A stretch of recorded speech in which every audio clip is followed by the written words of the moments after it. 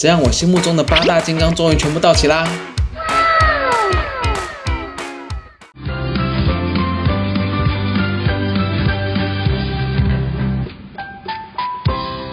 Hello， 大家好，我是印奇，今天要來開箱最新引進的 Donic D1 啦。這次我們除了開箱 D1 之外，順便也安排了一下我最喜歡的器材 PK 計劃。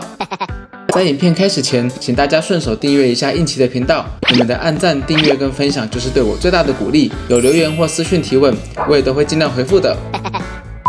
話說這幾年微粘膠皮真的是百花齊放，從早期的海夫藍鯨 Grip S 系列開始，到現在各家都搶得出微粘膠皮。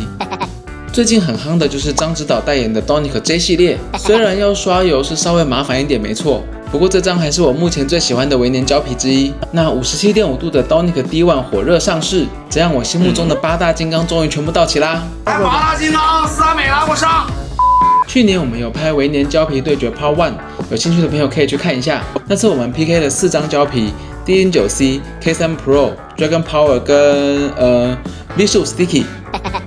今天我們要再來開箱一下最近這幾張很夯的旗艦級產品，有 Nitaku GENEXION V2C、Shure 的 C55、Android 的 N55， 還有 Donic D1。話說這4張膠皮可都是大有來頭。V2C 是不少日本新生代選手的指定膠皮，然後 Shure C55 的前代表選手正是雨果，安度 N55 是柚子同學的正手膠皮。最近陳瑞因為傷痛休養中，希望可以早日回歸嘍。最後 D1 的代言人就是我們的張指導啦，感謝長城桌球贊助 Donic D1 膠皮。這次除了試打這4張微粘膠皮之外，也會把之前測過的旗艦產品一起加進來，給大家一個最完整的分析比較。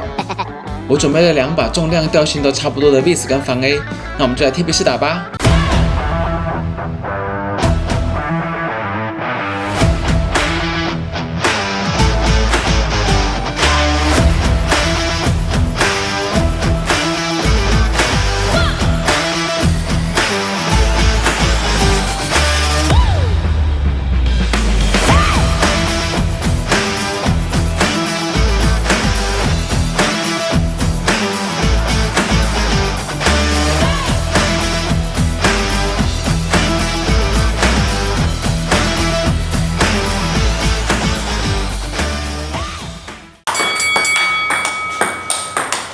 N55光是攻球就有不錯的旋轉，磨摩擦的拉扯感是比較明顯的。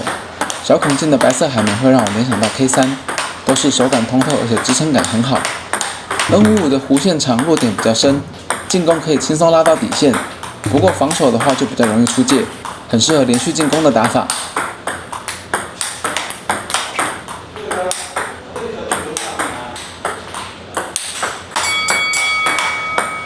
V2C 的持球穩定性超好，會讓人想要不斷的發力進攻，整體的手感很線性，不會有那種太過噴彈的感覺。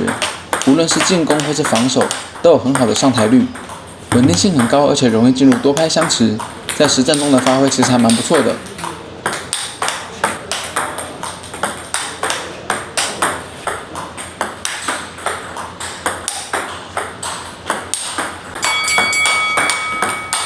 C55的噴彈感受就明顯很多，而且弧線也比較低平一些，進攻需要多注意摩擦跟弧線的制造，小球相對比較容易冒高，不過也因為速度快，弧線低平，反拉的成功率其實比預期的還要高，難怪雨果可以在中台從容的反拉反擊對手的進攻。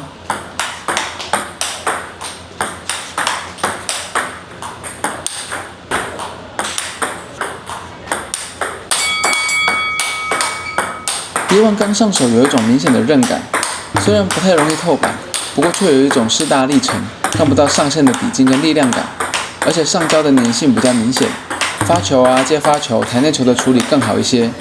起板的速度雖然不算快，不過後續銜接的衝擊力是很可怕的。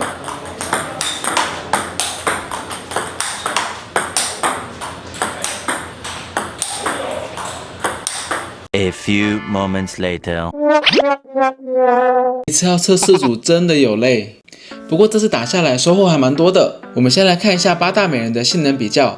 D1 的旋轉跟力量表現更為突出，相對其他膠皮 ，D1 更接近路系的操作跟手感，質量上限更高，不過也更難打透，相當考驗使用者的發力水平。而 Dragon Power N55、C55的海綿彈性極佳，進攻的速度更快，威脅更大。不過弧線跟落點控制呢，需要比較注意一點。而整體穩定性最高的是 Vsu Sticky 跟 V2C， 雖然速度不是最快的，但這兩張本身的弧線很飽滿，上台率是最好的。最後 K3 Pro 跟 D09C 的整體表現全面，兼顧了高進攻質量跟不錯的控制，而且比較容易透板，也相對更好上手。如果我們再加入狂飆跟尤拉皇朝 ZGR， 並以風格來區分的話 ，Dragon Power、C55、N55還有皇朝 ZGR 都是速度型的微黏皮代表，適合想要旋轉強而且速度更快的朋友使用。如果想要找控制好旋轉強的微黏膠皮，那 Vsu Sticky 跟 V2C 應該是不錯的選擇。D09C 跟 K3 Pro 整體表現都蠻均衡的，適合一般普遍的需求。不過 K3 Pro 的使用壽命好像稍微短一點，如果有打過的朋友可以留言分享一下。而狂飆跟 D1 的手感偏硬，而且韌性十足。如果發力基礎好的朋友呢，可以打出非常恐怖的球質。這次也感謝小楊哥體育用品贊助的無機膠水。我這次貼皮呢是底板膠皮各一層膠水，塗膠很均勻，而且除膠也很輕鬆。只要留言這次8大美人，應該是10大美人才對。哪一張是你最喜歡的粘性膠皮，就可以抽小楊哥無機膠水冠加高級紀念貼，總共有5個名額。搜尋小楊哥桌球也可以自行購買哦。下一張重量級的微黏膠皮，應該就是尤拉雨果的 Trinity 系列了。到底什麼時候才要引進呢？引進之後，我們再來開箱雨果的全套配置。那我們就下次再見嘍，拜拜。